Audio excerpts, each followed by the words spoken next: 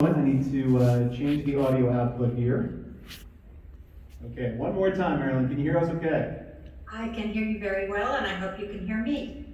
Okay, we hear you loud and clear. Thank you. We have some city commissioners here in the room tonight. We have Zone 4 Commissioner Randy Hartman sitting right over there in the fetching salmon colored polo. We have Mayor Russ Owen here with his hand up as well.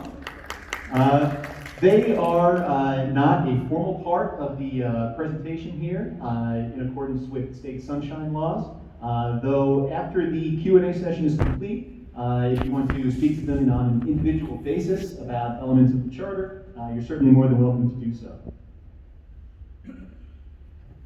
At this point, if you have any questions, we ask that you line up here at the podium while observing personal spacing of at least 6 feet. In the interest of limiting community spread as well, we also ask that you try to refrain from touching the laptop, keyboard, and the microphones. They've already been set up, and Marilyn can hear us okay. If you feel that they need to be adjusted, please let me know, and I'll try to take care of it for you.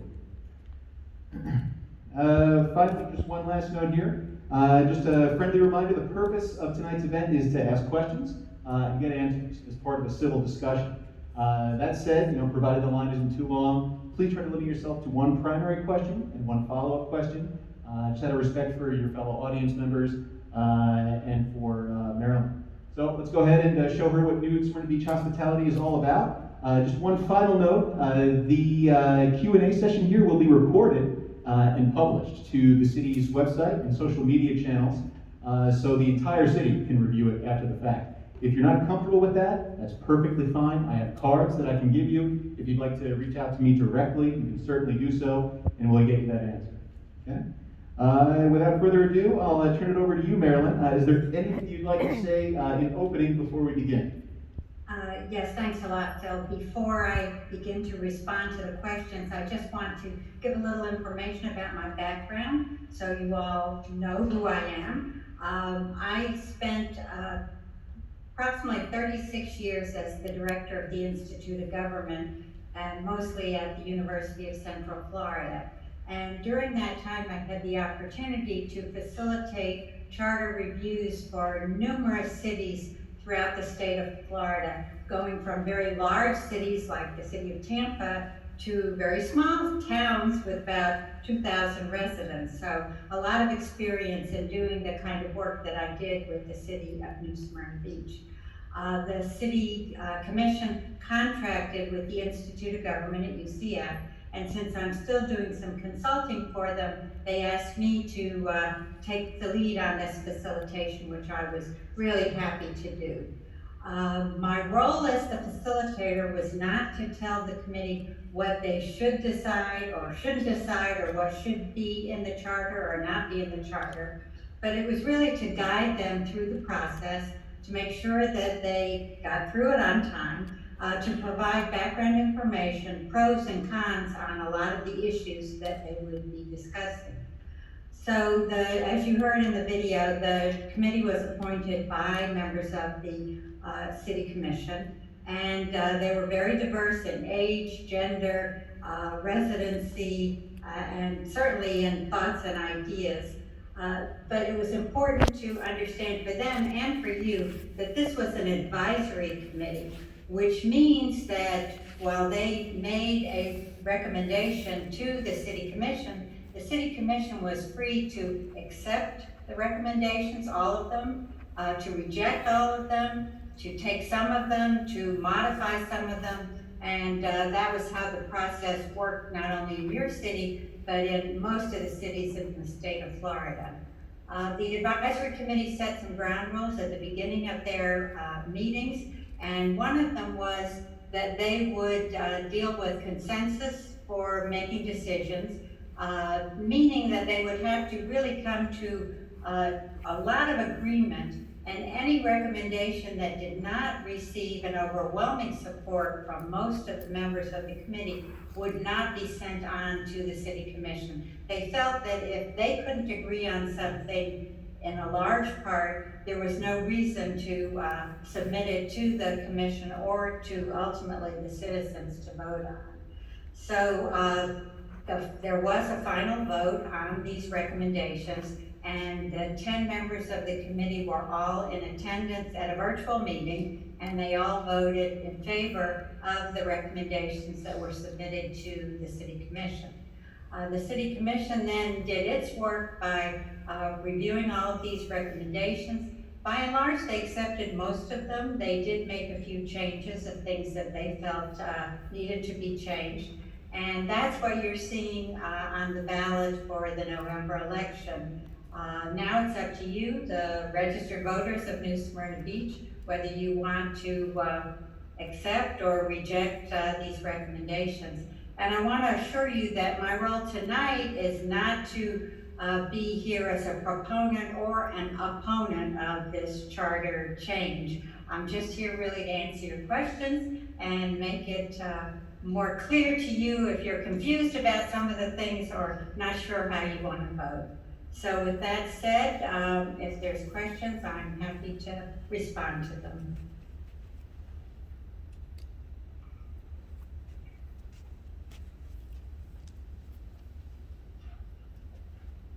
May I take the basketball first? Good.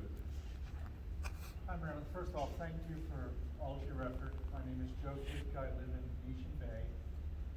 And from my reading, and certainly from this video, I think the new charter versus the old charter, this vastly improves everything that we've seen. So, pardon me, would you mind speaking closer to Okay. the right microphone? Thank you. So my question is this, what am I missing? What are we not seeing? The people outside have hinted some negative things about the charter that in my reading may not be as accurate as I'd like it to be. So I'm just gonna ask you the first question that they did, which is, it takes all decisions about sales and leases of public land away from voters. Is that true?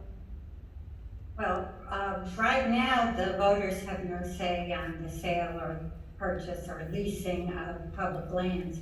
So what this does, the change that it makes is instead of a majority of the city commission being 3 members having to vote on that, it would take up over 5 members. So that's the only change, but it was never left up to the citizens in your current charter to make those decisions. So you would say that that was either false or misleading as a statement?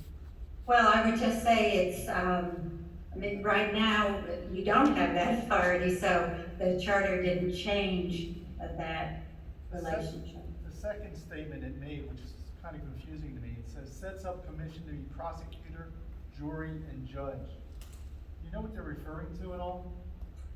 That probably refers to the forfeiture section of the charter, and I think almost every charter in the state of Florida has a forfeiture section, which is a guard if any of your elected officials are going astray, let's say, and it sets up some parameters and requirements for when you could bring a charge of forfeiture. And it is within the commission's purview to do that, but it sets up a very well-defined process for doing that.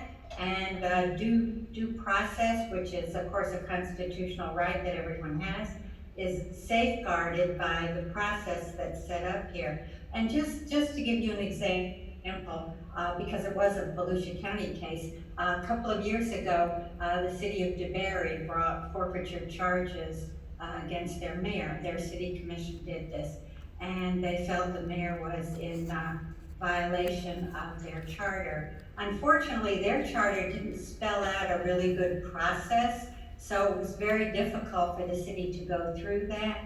But ultimately, the city councilors, the city commission in that case, did decide to remove the mayor from office because he had been violating their form of government. And you know, it happens very rarely, but if there is a need to remove an elected official, it is the other elected officials in all jurisdictions that have the responsibility to do that. But this charter sets up now a very defined process, making sure that the person who is accused has every opportunity to defend themselves. I'm probably over my time, but I've been given the nod to keep asking you these questions if you don't mind. There's just 4 more. It says allows a member convicted of a felon while serving to stay on the commission. That's not true. The grounds of forfeiture are convicted of moral turpitude, which is a legal term, and there are definitions. Some are felonies, some are misdemeanors. But actually, in the state of Florida, if an elected official is indicted for a felony, the governor of the state has the responsibility for suspending that person from office. Happened recently with a county commissioner in Osceola County. Then when that person goes to trial, if they are actually convicted of a felony, then the governor removes them from office. So it's not under the control of the city commission, but there are safeguards in the state for not allowing felons to serve in elected positions. The next thing on the list is charges city manager with law enforcement. Well, it does say that the city manager is responsible for seeing that all of the ordinances and motions that are made by the city commissioner are carried out, which means that the chief of police, who's under the authority of the city manager, would be directed by the city manager. We just passed, say, a code enforcement ordinance. They might go to the manager of code enforcement, they go to the police chief, say you need to now be citing people for this violation. So in that way, they are responsible for seeing that everything is implemented, that the city commission tells them, we're changing this, or we want to do this, now you go ahead and make it happen. The next thing it states is that it excludes term limits and ethics board. Currently, the city does not have term limits. This was a hotly debated item at the Charter Advisory Board meetings. In fact, I think it came back 3 or 4 times with people debating for and against, and it was one of those issues where it was a very mixed support or opposition to, and there was not enough support ultimately to put it on the ballot. So it stays the same as you have currently. You do not have term limits at the current time. And what was the second part of that item? The ethics board. You don't have an ethics board at this time. There are some cities that do have ethics boards, so it did not put an ethics board. I think, as I recall, the feeling of their state ethics laws, there's a state ethics commission, and there's a process for if there are violations of state ethics laws that apply to local officials, that you would go to that board, and any citizen can bring a charge to the state ethics commission to investigate and see if there's any substance to those charges. The last thing on their list is that the ballot language misrepresents the new charter. The ballot language is interesting because under the state of Florida, if you, any issue that you're going to put on the ballot, you are limited to 75 words. It's very hard to take a document like this and then condense it down to 75 words. So I didn't write that ballot language. I think it was a product that city attorney and working with the city commission came up with that language. But it is, as far as they could within 75 words, incorporate most of the subjects that are dealt with in this revised charter.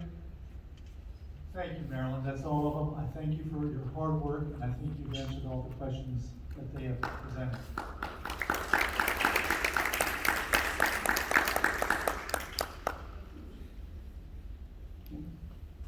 Hello, Marilyn. Thank you for this opportunity. My name is John Moss, 3376 Catharina Drive in Venetian Bay. My question has to do, what was the logic of having the city manager, city attorney, and city clerk have annual performance reviews by the city commission? Well, that was a suggestion that was brought forth by one of the members of the committee, and the other committee members all agreed. I mean, routinely in most organizations, annual performance reviews are required, just to make sure that, the people you have employed are functioning well, doing what they need to do, and giving them an opportunity if there are areas that they are not coming up to speed on, to give them an opportunity to correct and improve upon their performance. So a lot of charters don't include this kind of thing, but the members of this committee felt it was very important that it be a requirement, because there are some cities that just kind of drift along and never actually evaluate those important roles. And so the members of the committee thought it was important that it be a requirement, and that it also increases accountability, I think, for elected officials, for appointed officials. So that would be my guess of why they wanted to have it in there. Thank you very much.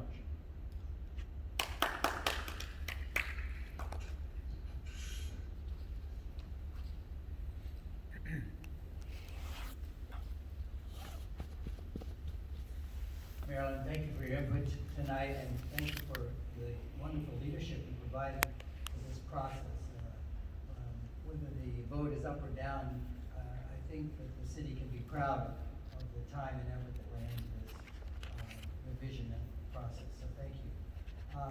I'm wondering if, in fact, this vote does not carry and it is defeated, does it mean that the city would have to wait 10 more years before there could be a new revision, or is any possibility it could be readdressed sooner? Thank you very much. It could definitely be readdressed sooner. The state constitution gives you several ways to amend charters. One way is the city commission can amend charters. So without having an advisory committee or anything, they on their own can devise questions that they want to put forth to the citizens for approval or disapproval. So at any time, and I guess you would wait until there was a general election, although they could even hold a special election, they could submit one question, two questions, whatever, that they felt was important. And you also have the opportunity under state law that citizens, through a petition method, could propose amendments to a charter. So it wouldn't be a total revision, but there certainly could be opportunities. And the city commission could appoint another advisory committee to do the same kind of thing, to do the whole review again if they felt it was important.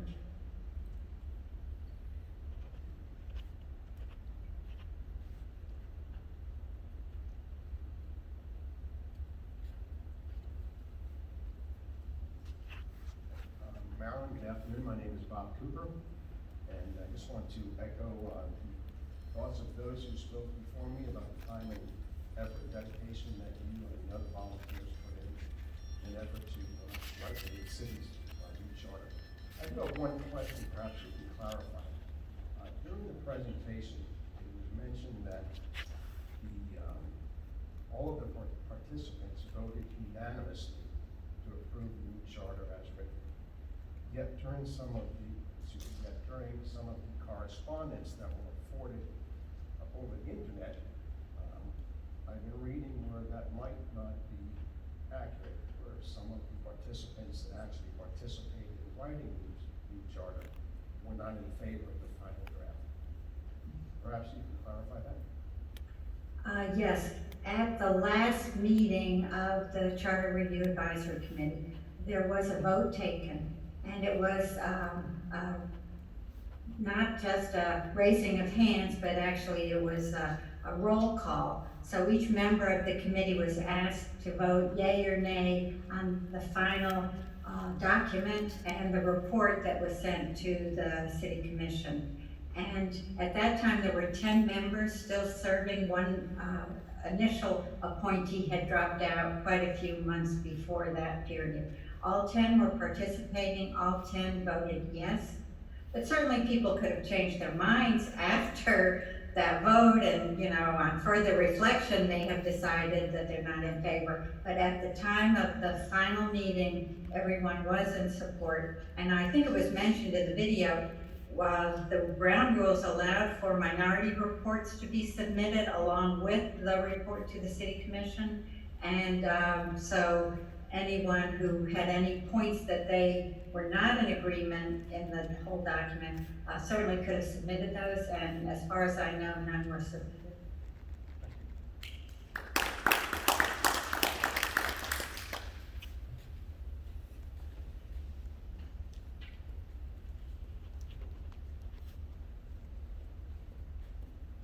Hi, Marilyn. Marvel Richards. I served on the Nice charter to with see you. you. Nice to meet you.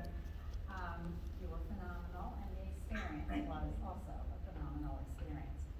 I am extremely proud of what we produced, and I'm hoping that it will pass. As you know, I was a term limit supporter, and I brought that up more than once. It didn't get included, but I'm certainly not gonna suggest that we throw the baby out with the bathwater. So I'm very proud of what this committee produced with your leadership. Thank you.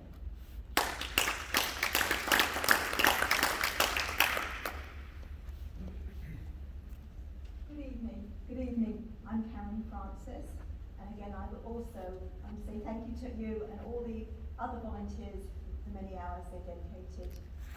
A very practical question, first of all. You talked about diversity on the committee. Was there racial diversity?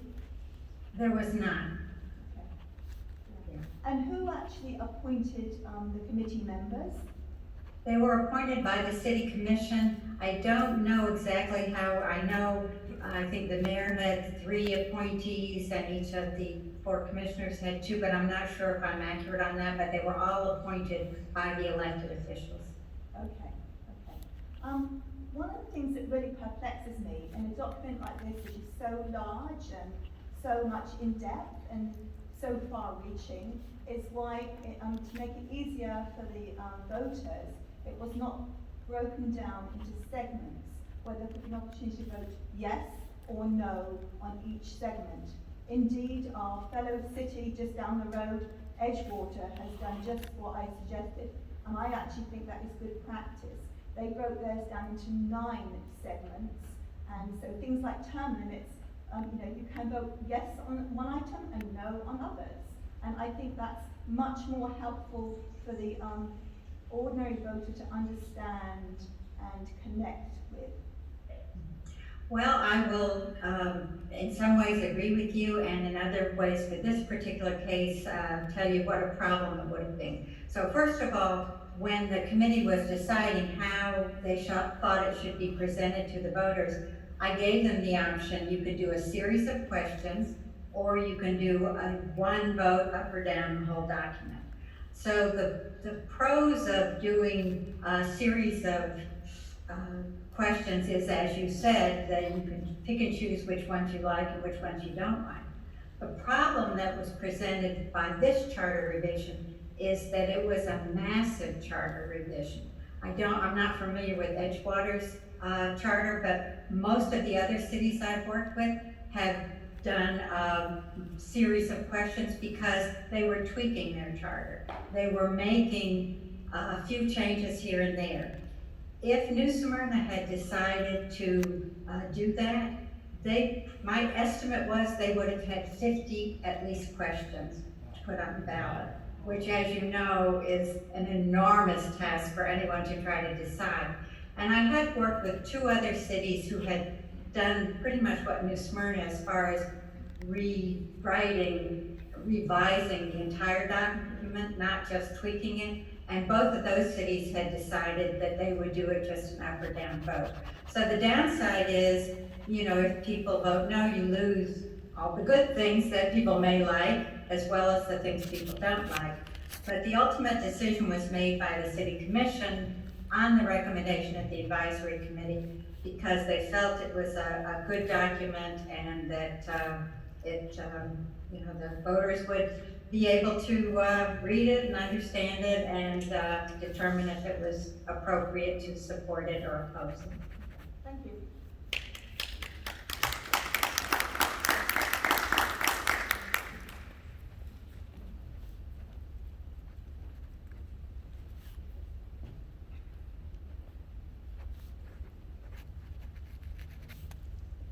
Hello, I'm Peggy Rivers, and I'm speaking in memory of Marty Danaher, who was extremely honored to serve on the Charter Review Committee, and he took his responsibility very seriously.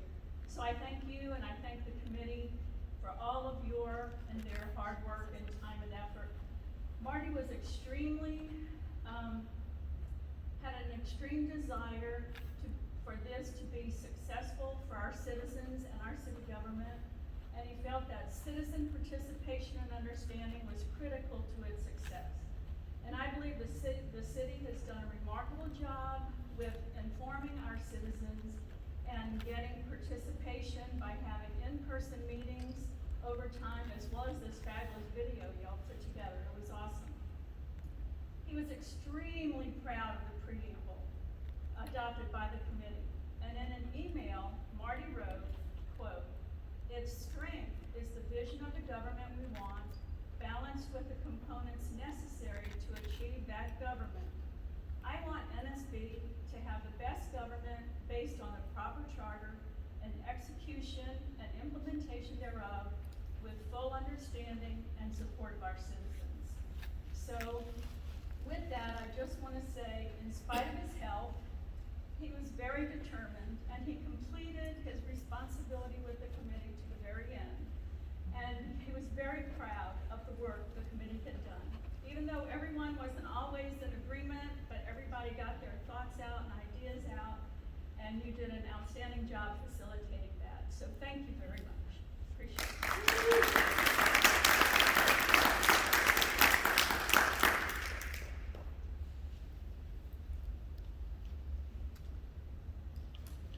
Okay, I think we've had just a fantastic series of questions so far.